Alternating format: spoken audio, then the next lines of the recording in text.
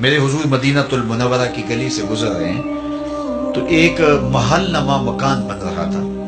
تو آقا کریم علیہ السلام نے گزرتے روک کے پوچھا یہ کس کا ہے؟ تو کسی نے کہا فلاں انصاری کا. حضور گزر گئے. کسی نے جا کے اسے بتایا حضور گزرے تھے، تیرا مکان دیکھا تھا.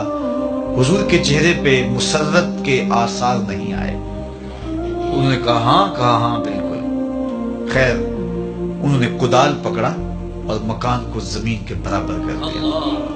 2-4 دن کے بعد حضور کا پھر دوبارہ گزر ہوا تو دیکھا ملبے کا ڈھیر پڑا ہے. تو حضور رک گئے.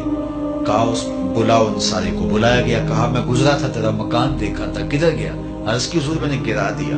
فرمایا کیوں؟ عرض کی سنا تھا آپ کو پسند نہیں، سنا تھا آپ کو پسند نہیں. میں اور آپ دیکھیں ہمارا کیا کیا حضور کو پسند نہیں. سر سے لے کر پاؤں تک، پیدائش سے لے کر کے موت تک، عقیقے ولیمے سے لے کر کے اپنے انداز تجارت تک، اپنی نجی زندگی سے لے کے انداز سیاست تک، ہمارا کیا کیا حضور کو پسند. ایک شخص بحرین سے آئے اور حضور سے انہوں نے سلام پیش کرنا چاہا. آقا نے اعراض کیا، رخ پھیر لیا. وہ سمجھے شاید اتفاقاً حضور نے رخ پھیرا ہے، تو جدھر رخ پھیرا تھا تو ادھر سے جا کے حضور کو پھر سلام کیا. تو آقا نے پھر رخ پھیر لیا. وہ سمجھ گئے کہ حضور ناراض ہیں. تو جو اصحاب تھے ان سے کہا کہ مجھے تو سمجھ نہیں کہ حضور کی ناراضگی کا سبب کیا ہے، تو کیا تم بتا سکتے ہو کہ حضور کیوں ناراض ہیں؟ انہوں نے غور کیا تو کہا یہ تم نے سونے کی انگوٹھی پہنی ہے تو اللہ کے محبوب اس کو حرام فرما چکے ہیں اور جہنم کا انگارہ قرار دیا ہے، تو اس وجہ سے حضور ناراض ہو سکتے ہیں. ہمیں تو یہی سبب لگتا ہے. تو وہ آگے بڑھے اور انگوٹھی اتارتے ہوئے حضور کو پیش کرتے ہوئے کہا حضور کیا اس وجہ سے ناراض ہیں؟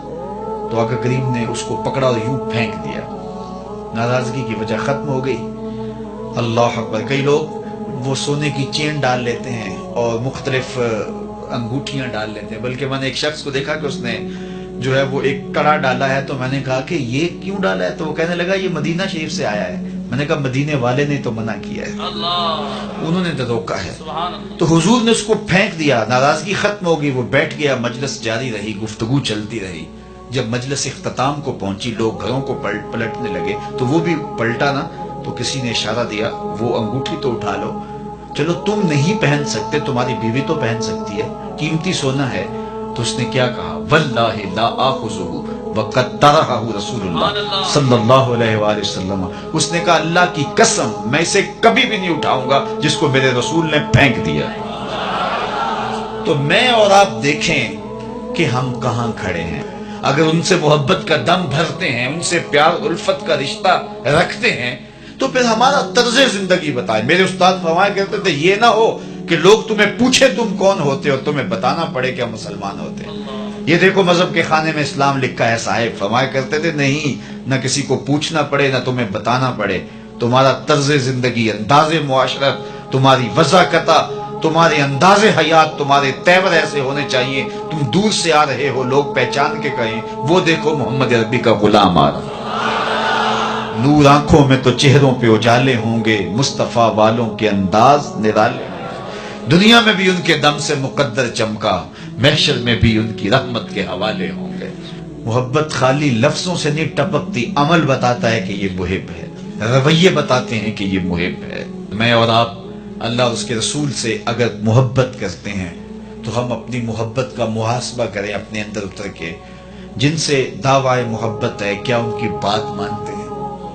کیا ان کے طرز زندگی کو اختیار کیا ہے؟ اچھی بات دوسروں تک پہنچانا صدقہ جاریہ ہے. ویڈیو زیادہ سے زیادہ شیئر کیجیے.